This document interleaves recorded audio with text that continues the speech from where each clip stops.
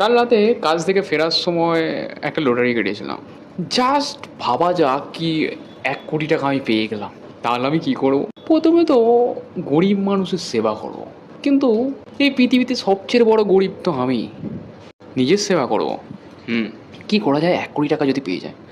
বড় একটা বাড়ি করব, মানে এত বড় আর উঁচু বড়ই করব।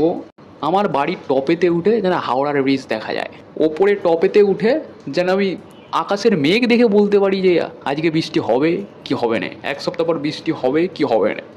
বাড়িটা বানানোর পর মিয়াদির সাথে একটা কোল্যাব ভিডিও করব, না আমার বহুদিনের ইচ্ছা, ছোটোবেলাকার ইচ্ছা একটা মানুষের হয় না, সেরকম আমারও ইচ্ছা। এরপরে করব কি, যে যে আমাকে বলেছিল না তুই লাইফে বালটাও ছিঁড়তে পারবি না, 500 টাকার নোটের একটা বান্ডিল যাতে 1 লাখ টাকা থাকবে, সেই টাকা নিয়ে ওই মুখে ছুঁড়ে ছুঁড়ে মারবো।